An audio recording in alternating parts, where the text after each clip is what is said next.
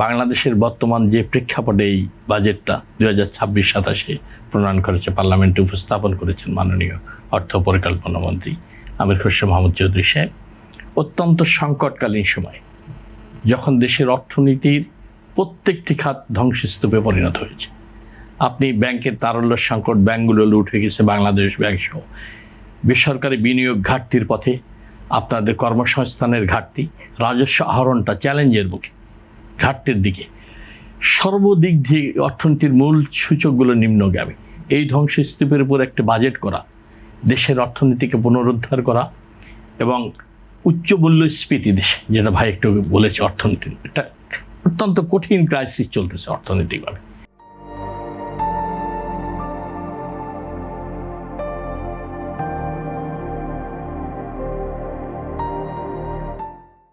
আপনার আর্থিক খাতের ম্যাক্রো ইকোনমিক্স এবং মাইক্রো ইকোনমিক্সের যে সমন্বয়ে প্রবৃদ্ধি অর্জনের লক্ষ্যমাত্রা, সবগুলো ধ্বংসস্তূপে পরিণত হয়েছে।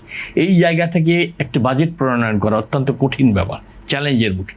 অতীতে দেখেন, একটি বাজেটকে কেন্দ্র করে, প্রণয়নকে কেন্দ্র করে একটা ব্যক্তি, গোষ্ঠী, ব্যবসায়ী চক্রের হাতে জিম্মি ছিল দেশের অর্থনীতি। এবার কিন্তু এদেশের মানুষের আশা আকাঙ্ক্ষা এই সরকারের প্রতি অনেক অনেক বেশি আগ্রহ এবং প্রতীক্ষা।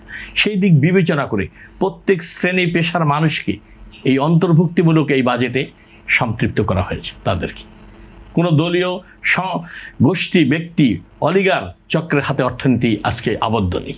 এটা কিন্তু একটা বিরাট চ্যালেঞ্জ। যেটি আপনার কাছে বলতে চাই সেটি হচ্ছে যে এখন আপনাদের বিরোধী দলে হচ্ছে জামায়াতের মতো একটি শক্তিশালী দল, তারপরে একটি বিরাট বড় রাজনৈতিক শক্তি হচ্ছে আওয়ামী লীগ, তারা রাজনীতির বাইরে কিংবা নিষিদ্ধ।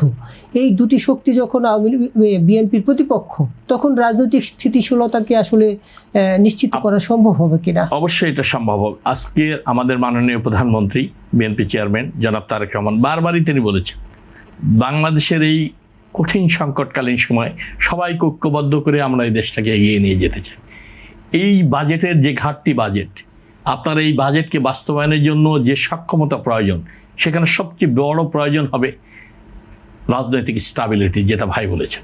রাজনৈতিক স্থিতিশীলতা ছাড়া, অর্থনৈতিক মুক্তি ছাড়া আমাদের রাজনৈতিক স্বাধীনতা আসবে না, আমরা সামনের দিকে এগিয়ে যেতে পারবো না। কারণ আমাদের সবচেয়ে বড় সংকট হলো কিন্তু আজকে দেশে পভার্টি এলিভেশন, দারিদ্রতা। আমাদের সবচেয়ে বড় সংকট, আমাদের যুবকরা কর্মসংস্থান বিমুখ হয়ে গেছে, কর্মসংস্থান নাই।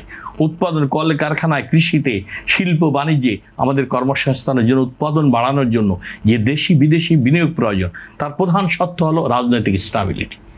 সেখানে সরকার বিরোধী দল দেশের সাথে, অর্থনীতির সাথে দ্বিমত থাকবে, বিভিন্ন বিষয় মতের বৈচিত্র্য থাকবে, কিন্তু জাতীয় ঐক্য গঠন করে দেশটাকে সামনে যদি এগিয়ে না যেতে পারি, তাহলে এই দেশটাকে আপনি বিনির্মাণ করতে পারবেন।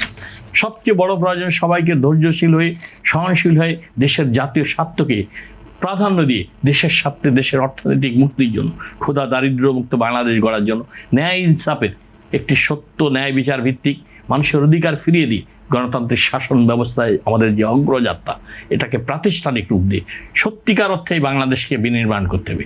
সেখানে বিরোধী দলের একটা বিরাট ভূমিকা রয়েছে, সব রাজনৈতিক দল যারা পার্লামেন্টে নেই তাদেরও রয়েছে, এবং সরকার দলের তো অনেক অনেক বেশি ভূমিকা রয়েছে।